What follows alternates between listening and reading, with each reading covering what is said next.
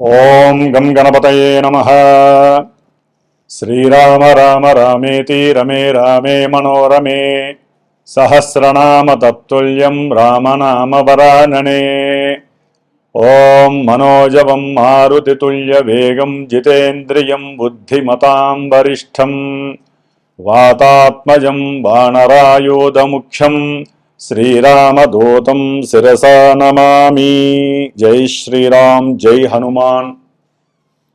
వీక్షిస్తున్నటువంటి ప్రేక్షకులందరికీ కూడా మనకి ఏప్రిల్ మాసంలో 2వ తేదీన ఈ యొక్క అంతరిక్షంలో కాలచక్రంలో ఉన్నటువంటి 12వ రాశి అయినటువంటి మీనరాశిలో శని భగవానుడితో కుజుని యొక్క కలయిక దాదాపుగా 41 రోజులు, అంటే మే 10వ తేదీ వరకు కూడా ఈ యొక్క కుజశనుల యొక్క కలయిక సంచారము మీనరాశిలో ఆ యొక్క సంచార ప్రభావము అతి క్లిష్టమైనటువంటి పరిస్థితులని, కష్టాలని, నష్టాలని, ఈ యొక్క ప్రపంచాన్ని ఏ విధంగా శాసించాలో ఆ విధంగా ప్రతికూలమైనటువంటి పరిస్థితులతో శాసించే అవకాశం కలుగుతూనే ఉంది, ఇంకా కలగబోతోంది. దాదాపుగా ఈ కుజుడు 2వ తేదీ నుండి, ఏప్రిల్ 2వ తేదీ నుండి మరి 6వ తేదీ వరకు కూడా పూర్వాభాద్ర నక్షత్రంలో ఉండి 6వ తేదీ నుండి ఉత్తరాభాద్ర నక్షత్రంలో ప్రయాణం చేస్తూ దాదాపుగా ఏప్రిల్ 22, 23వ తేదీ వరకు కూడా ఆ యొక్క శని నక్షత్రంలో ప్రభావం ప్రపంచాన్ని అట్టడిగిస్తూ ఉంటుంది. ఆ తదుపరి కుజుడు బుధరాశిలో వ్యాపార గ్రహమైనటువంటి రేవతి నక్షత్రానికి అధిపతి అయినటువంటి బుధరాశిలో సంచారము ఆర్థిక లావాదేవీల మీద, అట్లాగే వర్తక వ్యాపారాదుల మీద, ట్రాన్స్పోర్టేషన్ మీద, ముఖ్యంగా ఏదైతే వార్తా వాహకాలుగా ఉన్నటువంటి ఫోటోగ్రఫీ కావచ్చు, సినిమా పరిశ్రమ కావచ్చు, రైళ్ళు, వాహనాలకి సంబంధించినటువంటి ప్రమాదాలకి సంబంధించి ఇట్లా ఎన్నో రకాలైనటువంటి ఎన్నో సిచ్యువేషన్స్ ఇంకా ముందు ముందు మనకి గోచరిస్తూ ఉంటాయి, దాదాపుగా మే 10వ తేదీ వరకు కూడా. అయితే ఈ కుజశనుల యొక్క ప్రభావము అత్యంత తీవ్రతరమైనటువంటి పరిస్థితులు అందరూ గమనిస్తూనే ఉన్నారు. మేషరాశి నుంచి కూడా ఏలినాటి శని ప్రభావాన్ని అనుభవించేటటువంటి రాశుల్లో కుంభరాశి, మీనరాశి, మేషరాశి, అలాగే సింహరాశి అష్టమ శనిగ్రహ దోషాన్ని, ధనుస్సు రాశి అర్ధాష్టమ శని దోషాన్ని, కన్యారాశి వారు వేధాస్థానంలో అంటే సప్తమ స్థానము, వివాహ స్థానము, వ్యాపార స్థానము అయినటువంటి రాశిలో 7వ రాశిలో ఈ కుజశనుల ప్రభావము చాలా చాలా తీవ్రతని ఒక్కొక్క రాశికి ఒక్కొక్క రకమైనటువంటి పరిస్థితులను కలుగజేస్తుంది.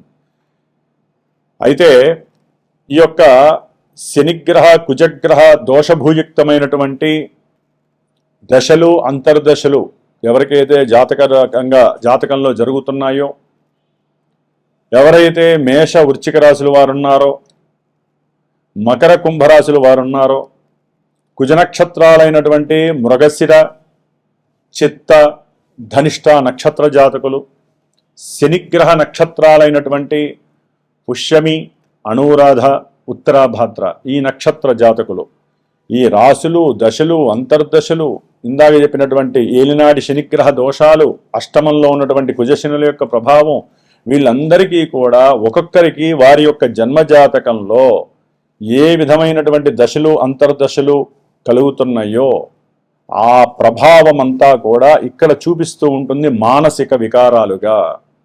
ఎందుకంటే గోచారం అనేటటువంటిది మనసుకు సంబంధించినటువంటి దోషాలని, మనసుకు సంబంధించినటువంటి ఆహ్లాదకరమైనటువంటి విశేషాలని, ఈవెంట్స్ని సూచిస్తుంది. వాటిల్లో విద్య, వివాహము, ఉద్యోగము, వ్యాపారము, సత్సంతానము, అట్లాగే వికారాలుగా గనక చూసినట్లయితే గనక భార్యాభర్తల మధ్య ఎడబాటు, కోర్టు సమస్యలు, వ్యాపారంలో నష్టాలు, మోసాలు, కష్టాలు, చెరసాలలు, ప్రమాదాలు, విద్యా విఘ్నాలు, వివాహ యోగం దగ్గర దాకా వచ్చి చెడిపోవటము, సత్సంతానం లేకపోవటం, ఇట్లా ఎన్నో రకాలైనటువంటి తీవ్రతరమైనటువంటి పరిస్థితులన్నీ కూడా ఈ కుజశనుల యొక్క ప్రభావం వలన కలిగేటటువంటి పరిస్థితులు. ముఖ్యంగా ఈ రాశుల వారికి దీర్ఘకాలిక అనారోగ్య సమస్యలు పట్టి పీడిస్తూ ఉంటాయి. ప్రమాదాలు చాలా ఎక్కువగా సూచించేటటువంటి ఇందాక చెప్పినవన్నీ కూడా రాశులు నక్షత్రాలు ఏవైతే ఉన్నాయో అవన్నీ. ముఖ్యంగా వివాహానికి ఆటంకాన్ని కలిగించేటటువంటి గ్రహాలలో ఈ కుజుడు, శని, జాతకాలలో కుజదోషాలున్న, శని వలన కలిగేటటువంటి ఆలస్యము, ఇవన్నీ కూడా వివాహ ఆటంకాలని, వివాహంలో ఎడబాట్లని, ప్రభావాల్ని సూచిస్తున్నాయి. కాబట్టి ఉద్యోగాలలో ఎవరికైనా తీవ్రమైనటువంటి పరిస్థితులు ఎదురవుతున్నా, ప్రమాదాలు అధికంగా జరుగుతున్నా, భార్యాభర్తల మధ్య ఎడబాటు తీవ్రతరమైన, అసలు ఒక రకమైనటువంటి ఎన్నో రకాలైనటువంటి తీవ్రమైనటువంటి మానసిక ఆలోచనలు వలన అనారోగ్యం పాలవుతున్నా తప్పకుండా వీరందరూ కూడా ఈ యొక్క వీడియోని చూస్తూ పూర్తిగా ఆ రాశి యొక్క ప్రభావం ఏ విధంగా ఉంటుందో మనం సూక్ష్మంగా తెలియజేసుకుంటూ, మరి వీరందరికీ ఉపశమనంగా ఉండటానికి ఏప్రిల్ 21వ తేదీ మరి మంగళవారం రోజున మృగశిర నక్షత్రము, పంచమి, ఆదిశంకరాచార్య జయంతి రోజున నేను నా యొక్క శ్రీమాతా జ్యోతిషాలయ పీఠంలో విశేషముగా హనుమాన్ చాలీసా పారాయణ, అట్లాగే హనుమంతుడికి ప్రీతికరమైనటువంటి మన్యసూక్త పారాయణము, కుజశనులకి సంబంధించినటువంటి దోషాన్ని హరించడానికి వారిద్దరికీ కూడా జపాన్ని ఆచరిస్తూ 21 రోజులు, మే 11వ తేదీ వరకు కూడా ఈ 21 రోజులు చక్కగా ఈ యొక్క జపతపాలను చేస్తూ మంజుసూక్తంతో స్వామివారిని ఆరాధిస్తూ, మే 12వ తేదీ మంగళవారము వైశాఖ మాసంలో వచ్చేటటువంటి బహుళ దశమి పూర్వాభాద్ర నక్షత్రము రోజున, అంటే శతభిష ఉంటుంది, తర్వాత పూర్వాభాద్ర వస్తుంది. కాబట్టి ఈ 12వ తారీఖు హనుమత్ జయంతి, హనుమంతుల వారి యొక్క విశేషమైనటువంటి పుణ్య దినము కాబట్టి ఆ రోజున స్వామివారికి సీతారాముల వారి యొక్క అష్టోత్తరాలతో హోమము, అట్లాగే మృత్యుంజయ పాశుపత హోమము, హనుమంతుడి యొక్క పాశుపత హోమము, ఎవరైతే నవగ్రహాలు పరంగా ఇబ్బందులు పడుతున్నారో వారందరికీ నవగ్రహ ఉపశమనం కలగడానికి నవగ్రహ హోమము, మహాగణపతి సుబ్రహ్మణ్య హోమము, అలాగే ముఖ్యంగా వివాహపరంగా ఎవరైతే ఆటంకాలు ఎదుర్కొంటున్నారో, ఆలస్యాలు సూచిస్తున్నాయో వారికి వివాహం కావటానికి, వివాహమై ఎవరైతే విడిపోయి నానా ఇబ్బంది పడుతున్నారో, కోర్టు పరమైనటువంటి సమస్యలు, అన్నదమ్ములైతే కనుక గృహ సంబంధిత సమస్యలు, కొంతమంది రియల్ ఎస్టేటర్స్ అయితే కనుక వ్యాపారాలు లేక ఇబ్బంది పడేవాళ్ళు, వీళ్ళందరూ కూడా ఈ యొక్క కార్యక్రమంలో మీ వంతుగా మీరు కూడా పాల్గొనడానికి ప్రయత్నం చేయండి. ఇది సామాన్యమైన విషయం కాదు. ఇది ప్రత్యేకించి నేను శ్రద్ధతో నేను చేస్తూ ఈ 12వ తారీఖున హనుమత్ జయంతి హోమాన్ని హైదరాబాద్లో విశేషముగా నేను ఎవరైతే నన్ను సంప్రదిస్తారో వారికి తెలియజేస్తాను. కాబట్టి అందరూ కూడా హోమానికి రావచ్చు. ఆ హోమ భస్మము ఎవరైతే నాకు గోత్రనామాలు ఇచ్చి వారి యొక్క సమస్యను తెలియజేస్తారో, అట్లాగే జాతకరీత్యా వారికి ఉన్నటువంటి దశలు అంతర్దశలు తెలియజేస్తూ వారి నక్షత్రము రాసి నాకు ఇస్తారో వారందరిది కూడా 21 రోజులు తృప్తిగా ఈ గ్రహ జపాలు, అట్లాగే దానికి సంబంధించినటువంటి హనుమంతుడి పారాయణ చేస్తూ ఆ రోజున విశేషమైనటువంటి హనుమంతుడి యొక్క సహస్రనామాలతో హోమాన్ని ఆచరించేటటువంటి సంకల్పం పూనుకున్నాను. కాబట్టి మరి మేషరాశి పర్యంతం మీనరాశి వారికి ఏ రాశుల వారికి కుజశనుల యొక్క ప్రభావం తీవ్రతరంగా ఉంటుంది, ఎవరికి లాభాన్ని కలుగజేస్తుందో తెలుసుకుందాం. సింహరాశి వారికి ఏప్రిల్ మాసము 21వ తేదీ నుండి మే 10వ తేదీ వరకు దాదాపుగా అష్టమరాశి అయినటువంటి మీనరాశిలో 2 పాపగ్రహాల యొక్క వర్షం నడుస్తోంది, కుజుడు, శని. ఈ 2 గ్రహాలు కూడా ఒకదానికి ఒకటి చాలా వైవిధ్యకరమైనటువంటి క్రియాత్మక శక్తి కలిగినటువంటివి. ఒకటి నిదానము, ఒకటి ఫాస్ట్. అట్లాగే ఈ 2 గ్రహాలు అష్టమంలో ఉండటం వలన అష్టమ శని ప్రాబల్యం ఎంత గొప్పదో అష్టమ కుజుడు ఇంకా ఫాస్ట్గా దోషాలని కలుగజేస్తాడు. ఈ యొక్క సింహరాశి వారికి గృహపరమైనటువంటి విద్యా సంబంధితమైన, మాతృ సంబంధిత, లేకపోతే విద్యాలయాలు ఉన్నటువంటి వారికి, ఎవరికైనా సరే ఆ యొక్క విషయాలలో ప్రతి విషయంలో కూడా ఏది చేద్దామన్నా అప్రతిష్టే కలుగుతుంది, ప్రతికూలతలే కలుగుతాయి.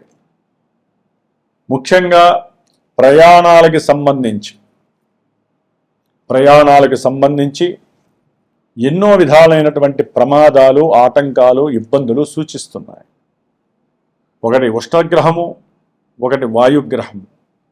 కాబట్టి ఈ అష్టమంలో ఉన్నటువంటి కుజశనులు సాక్షాత్తుగా మృత్యువు వీరికలా ప్రదర్శితమై వాళ్ళ జాతకంలో గనక ఏదైనా శుభపరమైనటువంటి దశలు, అంతర్దశలు జరిగితే తప్ప వీళ్ళు బయటపడే అవకాశం లేదు.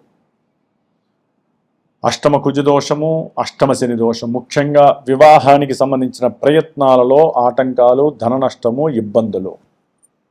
ఒకవేళ ఆల్రెడీ పెళ్ళైనటువంటి వధూవరుల్లో ఎవరో ఒకరి ద్వారా ఆర్థికపరమైనటువంటి కోర్టుకు సంబంధించినటువంటి సమస్యలు ఇబ్బంది పెట్టి వీరు అప్పు చేసి అవతల వాళ్ళకి డబ్బులు ఇచ్చి వదిలించుకోవాల్సిన పరిస్థితులు కలుగుతుంది. ఈ యొక్క అష్టమంలో ఉన్నటువంటి కుజశనులు విద్యార్థులకి విద్య యందు ఆటంకాలు కలిగి అసలు విద్యను వద్దు అనేటటువంటి పరిస్థితి. ఎవరైనా ఉన్నతమైనటువంటి విద్యల కోసము వ్రాత పరీక్షల నిమిత్తం కానీ, ఓరల్గా కానీ, ప్రవేశ పరీక్షల్లో గనక పాల్గొనే పరిస్థితుల్లో ఆలస్యం వలన కావచ్చు, ట్రాఫిక్ సమస్యల వలన కావచ్చు, గృహంలో సరైన అనుకూలమైన పరిస్థితులు లేక, వీరి యొక్క ఆరోగ్య పరిస్థితి సరిగ్గా లేక, మెంటల్ కండిషన్ సరిగ్గా లేక, ఆ యొక్క వ్రాత పరీక్షలు కానీ, ఓరల్ ఎగ్జామ్స్ కానీ, ఇంటర్వ్యూల్లో కూడా పాల్గొన్నవన్నీ కూడా ఫెయిల్యూర్ అయ్యేటటువంటి పరిస్థితులు సింహరాశి వారికి కనిపిస్తున్నాయి. అష్టమంలో ఉన్నటువంటి కుజశనులు ఒక రకమైన తీవ్రమైనటువంటి జల ప్రమాదాలని, జలగండాలని, అగ్ని వాయుగండాలని కూడా సూచిస్తున్నారు.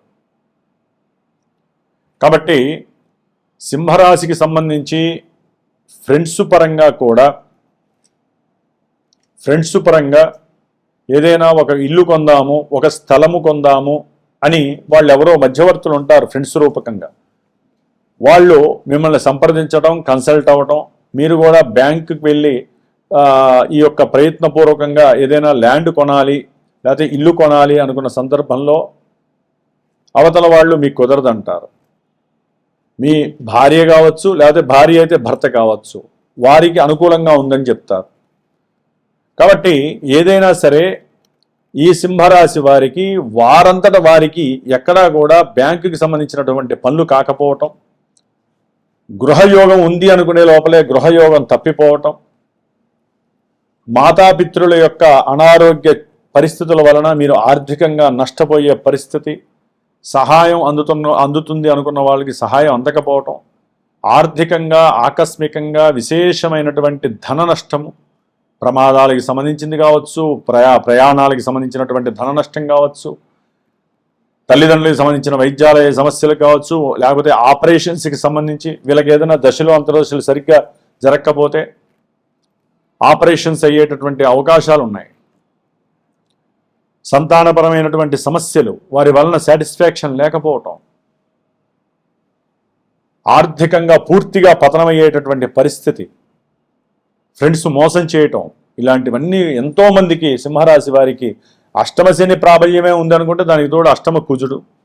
అందుకనే ఈ కుజశనులని ఎదుర్కొనేటటువంటి శక్తి, అంటే ఈ గ్రహాలని అధిష్టాన దేవతే హనుమంతుల వారు.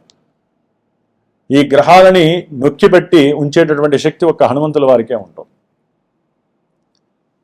కాబట్టి లక్ష్మీ నరసింహస్వామి వారి యొక్క స్తోత్రాన్ని తప్పకుండా చదవండి. ఈ యొక్క 25 రోజులు హనుమాన్ చాలీసా చదవండి, అలాగే సుబ్రహ్మణ్య కవచాన్ని చదవండి.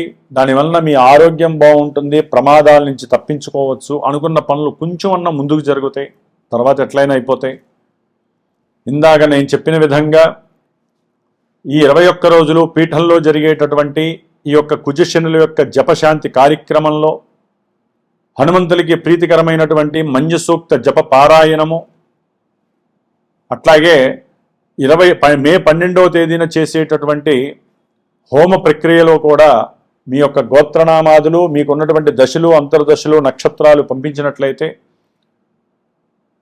తప్పకుండా మీ యొక్క కార్య జయం కోసం హనుమంతుల వారి యొక్క రక్షని మీకు ప్రసాదించేటటువంటి మంత్రశక్తిని నేను చేసి చివరిలో ఆ యొక్క హోమ భస్మాన్ని ఈ 21 రోజులు చేసినటువంటి రక్షని హనుమంతుడి యొక్క రక్షని మీకు అందజేసే అవకాశం తీసుకుంటాను.